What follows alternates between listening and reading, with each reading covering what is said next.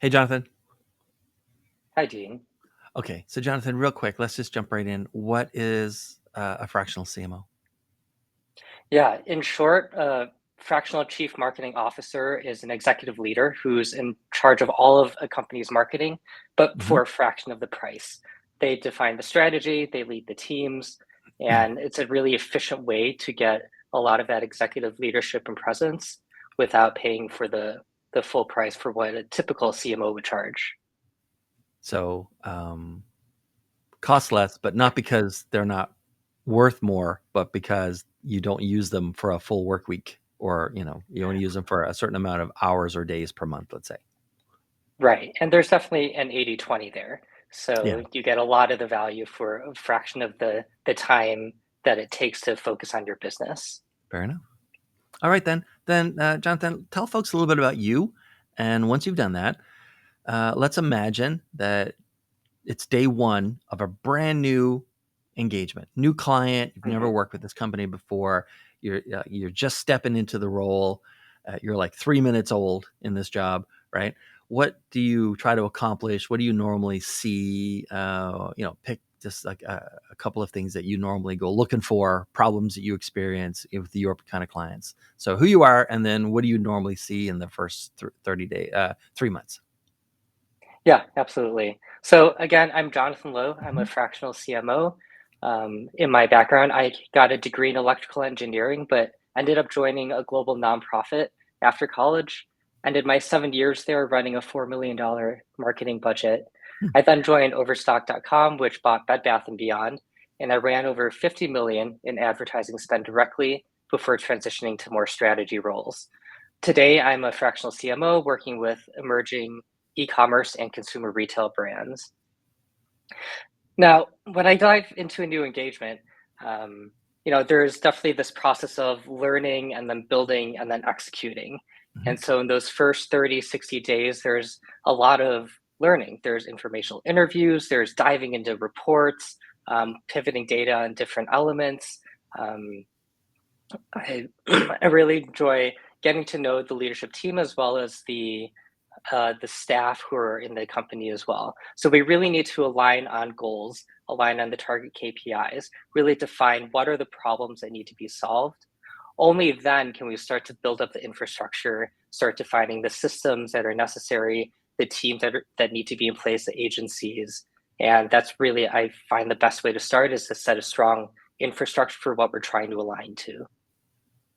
And so let's shift who you are for a minute. So let's pretend in this hypothetical client engagement that you're um, not the fractional CMO. You're the CEO.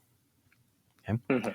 And you've went through the process. You allocated the spend. A fractional CMO just started. From your perspective, how are you going to get like maximum sort of value from that fractional CMO? What are you going to do, or what are you going to stop doing, or how are you going to change your thinking to get maximum value from that person? Yeah, I would encourage myself to listen.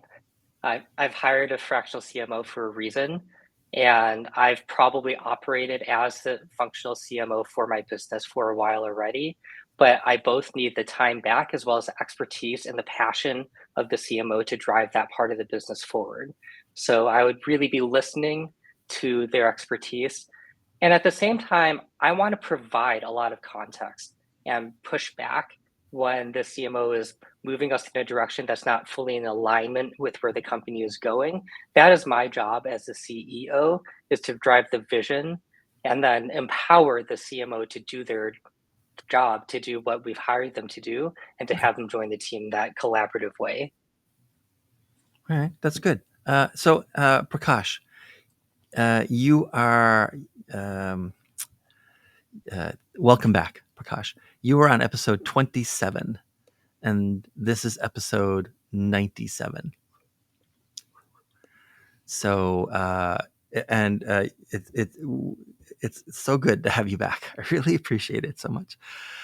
Okay, so same thing. Let folks know who you are, especially if anything's changed, but I doubt that it has much since episode 27. And like, how do you normally, like, look at the ground and see what's going on in the first 90 days? Dean, thank you for having me back. Despite my, I'm glad, I'm thrilled to hear that you actually wanted me back after the first Absolutely. one. Thank you. Uh, I'm Prakash Nagpal. I'm a fractional CMO. I was CMO at some early stage companies that I helped launch and scale to over $100 million in revenue. Starting about a year ago, I moved into fractional work. The domains I've worked in have expanded from cybersecurity and SaaS companies to edtech, logistic companies, AI, and machine learning companies. And there's a lot happening in the way everyone is approaching marketing. Yeah. A vast universe of cool problems to tackle across different industries and environments, including what are seen as traditional non tech industries.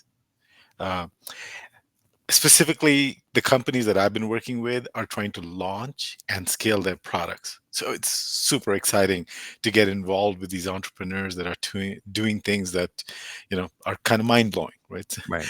So that's my background. In terms of what I look for in the first 90 days, right? So I start with first trying to listen, going in and trying to understand what I signed up for. Part of it is, there's a SOW and so on, but the SOW is only as good as the initial 15 minutes. And beyond that, it's the digging, the listening, and understanding of exactly what the problem is that you're solving. Start there. The second part I do is assessing what is really to be solved and what the priorities are. Understanding the product, understanding the service, understanding the offering. The third is starting to develop an execution plan Hmm. and a strategy with the following mindset. One, understand the customer. Right? That's critical. If you don't understand the customer, you're shooting in the dark. The second part is understanding the roadblocks on them achieving the goals that they're trying to achieve. And the third is trying to find quick wins to establish credibility. I liken the first 90 days to sending out an email to a customer. The subject line is you're asking them permission for, or you're asking them for the right for their next 10 seconds. And Dean, you live in this world, right? The Yeah. subject line starts with, hey, give me 10 more seconds. And then the first sentence is, give me 10 more seconds. And then give me 30 more seconds. I think of the 90 days in the same fashion. What is your subject line? What are you going to achieve? What are you going to show? That has given you the right to ask for the next period of time to engage with that client. So, to recap, listen, understand priorities, understand really the problem you're trying to solve, and then identify low hanging fruit, measure, monitor, and report back. I think that's the other critical element. So that's what's supposed to happen. How do companies, after they've brought in a fractional CMO, waste that person? So there are three things that they should do. And when I talk about the three things, within that, I'll talk about where the failures might lie. Communication. It's a two-sided problem, right? First, do everything to keep your champion and boss informed. Uh, Elicit communication when it's not coming your way. Build alliances beyond your immediate circle, and you'll be amazed at what you learn. I think where companies don't utilize the fractional to the maximum extent is when they're unwilling to participate in the process of communication. That's one failure, right? Where they go, you just go be on your own island. And that just never works. Marketing is it operates in this hub and spoke model, right? The CMO might be at the center of a lot of things, but if you're not connected to the rest of the organization, the output is going to be tremendously disconnected. Right. Second, establish a mission from the CEO. Clarity of goals is critical, without which they will not see value or be successful. And then give them space to deliver. whoever you brought on board. Make sure that they do what they say what they do. And the same applies to the company, right? If you give fluffy goals and you're going to get fluffy results. So clarity of goals is critically important. And the third is measure, modify, and experiment. Establish meaningful and realistic metrics. Vanity metrics are nice. They make everybody feel good. Oh, wow, look, Jack brought in 75 followers on LinkedIn. Yeah. It's nice. The 75 followers are school teachers, and our target market is CFOs. Yeah. Well, doesn't really matter, right? Jack feels good. Jack feels good because you also put it on a slide, and everybody is thrilled. But vanity metrics suggest that they're in vain. Um, so find ways to measure progress, establish clear milestones, and modify. Like I was talking about, marketing has changed tremendously.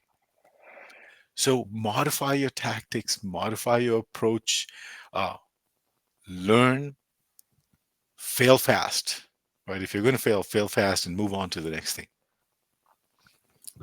Okay, that's really good. Okay, so Jonathan, I want to let's. You're still the CEO in this scenario, okay? You're still the client's CEO. You're looking at the marketing people you already have. Maybe you have just a few or one, or maybe you have like a more of a robust team, right? Juniors, some mid-level folks. Maybe there's supervisors. Maybe there's management at marketing right now, probably, but there's probably never been leadership, marketing leadership before, right? Because it's bringing in a fractional CMO. You're the CEO. You're looking at that team and its makeup and inside people versus outside people and skill sets and headcount, whatever. You're looking at them today. You're wondering how they're going to be different or how the team's going to be different or better a year from now. What's going to be changed typically after a year with a fractional CMO in place? Yeah, the fractional CMO really is designed to create strategy Hmm. and to help grow and empower the team. And so I would very much expect each team member to have broader context brought in from the experiences from that CMO and be able to connect the dots better between the areas of expertise that they already have with the cross-functional areas that are necessary to grow the business. I'm also expecting that the team members will be engaged and excited and have clear direction for the career path. As the CEO, I'm not an expert in marketing, Right. nor am I the expert in what it takes to grow in marketing. And so I'm expecting that each member is going to see, well, this is the set of KPIs and the channels that I'm focusing on now. What would the next steps of growth be for me? And how do I get there and have a roadmap laid out for me? So staff development would be very important on my front as the leader of the business. And I want to create a long-term sustainable business. And so that's part of the expectation for the CMO. And Prakash, what do you think? How typically, what as CEO, what's unrealistic for me to expect from a fractional CMO when it comes to improving the marketing team that's already in place? Like a lot can be accomplished, but what really can't be accomplished in a year? It depends on the answer is it kind of depends on the stage of the Uh-huh. company. Um, I'll give you, maybe I'll start with an example, right? If you're, if you have, if you're pre MVP and you brought in a CMO, Hmm. maybe the timing wasn't right. What can you expect in 1 year if during that year you're still building your MVP is going to be different from if you already have a couple of customers that are trialing your product. So I think maybe the first thing is understanding and being very clear on where you are in the journey. Map the outcomes to what what is what you want to happen in that year. If you're pre-MVP expecting $50 million in revenue in that first year, is going to be highly unrealistic. So what I would suggest is that CEOs look at the milestones that they need Right. to get to the next stage, whether that stage is raising the next round of funding or going back and getting the second tranche of the funding that they've already received, and then aligning the marketing person to go, okay, the goal is to establish a brand presence, which might mean get me onto social media. Doesn't mean you get me 50 leads. Get me onto LinkedIn, revamp my website. Let's get our messaging. If they're not at product market fit or they're not close to that, finding message market fit is going to be difficult, right? So Right. understand what your product is. Um, I know I'm rambling a little bit, so let me try to recap, right? If you're an early stage company, I think what is realistic to expect if you're pre-MVP is building a presence and establishing a framework on which you can build revenue. If you're at a stage where you have customers, paying or not, but you've shown you're getting close to product market fit, Right. then it's realistic for to expect them to help you build pipeline. And I'm not going into, expect them to build a website that looks blah blah blah and so on, because that's irrelevant, tied to the high level goals. My goal is to establish a presence. Great, then do everything that comes underneath that. My goal is to build pipeline. Well, you can't really build pipeline without having collateral and so on and so forth, without enabling your sales team. So all of those activities must be couched in this bigger goal. And I think that's where I the misalignment comes in, is when you're pre-MVP and you want $50 million in pipeline, or where you're post MVP and you're still trying to just establish, oh, just get me on LinkedIn, and I'll be okay. Right? That's where I think the misalignment comes in. Okay. Hey, so Jonathan, I'm going to ask you a question, and then we'll take the opportunity because um, we don't curate guest selection, which is to say, everyone is paired up randomly. It's part of the one of the reasons this thing's fun to do. And so I'm going to let you ask a question of Prakash, and then I'm going to ask him a different question and give him a chance to ask you a question as well. So here's my question for you before you ask any question you want to Prakash. So imagine that your neighbor comes over and says, "Hey, Jonathan, so like I know that you're like some kind of like high end marketing guy, right? And my kid just graduated from college and just started their first full time job in a marketing group. Like he's the most junior person, or she's the most junior employee, junior marketer in this company. And the company just brought in a fractional CMO. And my kid told me, and I remembered, hey, Jonathan's a fractional CMO. And I figured, do you have any advice for my kid? Either as like just a marketer starting out in 2024 and what the next decades could look like, or as someone who's in an organization but that just brought in a fractional CMO, like, is there anything that they should know or anything they should be trying to learn or do now that there's, a CMO in place? What do you think? Yeah, I always tell people that the three areas it takes to really grow, what it takes to grow requires passion, curiosity, and discipline. Mm, And so if you have passion for marketing, you are want like living and breathing in, find the niche areas that really excite you. For some, it may relate to the science of it, the data, the charts, right? Making and seeing the numbers move. For others, it is the art of it. It's the writing of the copy. It's the creative. It's how all the photography and videography fits together. Marketing is that blend of art and science.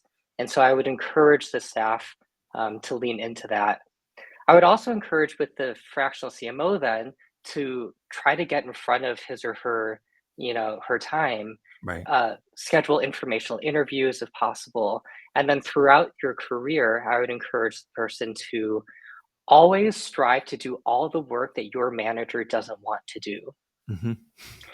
And when you start doing that work and more of that work, then suddenly it becomes a no-brainer to promote you, to give you more responsibility. And while that's the track if you want to grow as a marketing leader, I also realize that not everybody is desiring that. And so again, learn what excites you, get really deep into that niche and be excellent at what you're doing. My both of my kids are in college, and I give them the same advice basically every year, which is, ultimately, if you're gonna like move ahead, then you either do the work that other people can't do, or you do the work other Hmm. people won't do. Yep, that's Right? I great said advice. there's no competition in either of those fields. Okay, and what's your question for Prakash? Like a random fractional CMO who you just been paired up with? Yeah, Prakash, what have you seen in the industry for fractional CMOs that has surprised you in the last year? You've been doing this longer than I have for now, and is it something surprising around the quantity of folks who are interested or the kinds of questions that are coming? Just anything that's been surprising for you? That's a really good question, Jonathan. There are, uh, I can't say I'm totally surprised as much as I scratch my head and still wonder, right? On the one hand, the misalignment between what they are delivering and the value that their customer perceives Hmm, is, uh, even after investing millions of dollars, that gap continues to surprise me, right? It's how the investment went in and became a product without understanding the actual problem that is being solved. Right? So uh, I've seen it before, so it should not surprise me. But it continues to go. You go, wait, why are you doing this? Right? And um, the lack of clarity surprises me. So that's on the, you know, uh, negative surprise side, right? On the positive surprise side, it's remarkable how much, in terms of how much value they place on marketing and the difference it can make, right? You go in and it's very common to see, oh, they laid off their entire marketing department or they got rid of their marketing budget. I have found that when they're looking for fractionals, Hmm. they really understand. It's like, no, actually, I can't get to the next stage without good marketing. So that has pleasantly surprised me. Um, I was hoping that's the case, and it just turned out to be true that the really exceptional companies understand the value of that. Now, the universe of all the activities involved in marketing and sales and that uh, line has grayed quite a bit, right? What you do versus what a salesperson does. Um, and so that is a journey for everybody. But I like the fact that they are willing to put more onto a fractional CMO's into a fractional CMO's bucket and even get them involved in the sales process. And I enjoy that. I absolutely relish the idea of talking to customers. So that has been a lot of fun. And then that's a good answer, I thought. So Prakash, uh, so a question for you, and then your question for Jonathan. Okay, and not to be like rude, but to be quite blunt, fractional CMO. Okay, there are easier ways to make a living. Right? It at times can be an enormously frustrating job. So why do this? Why? Why? uh, so I relish finding and addressing customer pain points. In this role, I get to do it at two levels: my direct customer and their customer. Mm-hmm. So, because part of getting hired as a fractional is figuring out the marketing puzzle of understanding their customer's problem, right? And part of my role is understanding their problem because I want to address that problem. I get to work on every aspect of marketing. I get to work with very smart people and some of the most interesting products and services. I get to work with experts in the field that have specializations that I don't. I get to learn from them. I get exposure to their thinking process and work with teams across multiple clients. Well, Dean, not sure if my tone conveys why I do this, but I enjoy it tremendously. I used to be in software development, and I cannot tell you how much I've enjoyed actually going into marketing and having this direct connection to the customer at an intellectual, emotional, and physical level. It's been absolutely fun. And obviously, it pays the bills too. So, Yeah, not bad. And what's your question for Jonathan? Jonathan, how do you think about your own pipeline? We are so busy talking about customers' pipeline. What is it that you're doing that's working and not working? Yeah. It's fun. I love different strategic frameworks and ways to solve problems. And I created my own logic tree specifically for how do I grow business for myself, right? I have to remind myself at times to leverage the expertise I have in marketing for others for marketing for myself. And so I've broken out with the mutually exclusive, collectively exhaustive, the MISI framework, the different paths, whether that is from building my own brand or joining someone else's. On my own brand, is it making increasing essentially my conversion, my close rate, or is it getting in front of more eyeballs and all of that? And as I've layered down, one of the elements that surprised me is how effective LinkedIn has been. And I find that there are two pieces specifically on LinkedIn that have garnered higher impressions for me. One is the more personal I get, the more people resonate, I think, with that and are willing to and excited to be a bit of my cheerleader. So as I ask folks for help, they really do engage and share and repost and send referrals my way. The other element is to actually give really, although this goes a little bit counterintuitive to our typical social media strategies, to give really dense amounts of information. Uh, Charts, complicated charts, flow diagrams, great amounts of content on one asset are actually reshared a lot more. So as I've thought through the higher effort essentially I put into a creative on LinkedIn for that audience type, that seems to garner more attention. And so tactically, that's one area that surprised me that has been effective for getting my message out. And I have had people reach out to me because of the posts that I've been putting out into the world. I really love that answer. And I'm actually just going to go check out your blog. I've even brought it up here. Okay, so we need to wind down. This has been so good.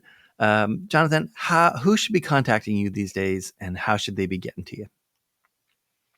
Yeah, I would love to be reached out. If you are an e-commerce business doing at least $5 million, maybe 5 to 50 million in annual revenue, or if you are lead a private equity group with a portfolio of companies that could use marketing leadership to quickly scale, that would be the best fit for me in my experience. I have a lot of deep experience in consumer retail e-commerce, so direct to consumer brands selling online or retailers who have thousands or millions of products. That's where my deepest expertise lies. And I would love to have a conversation with you.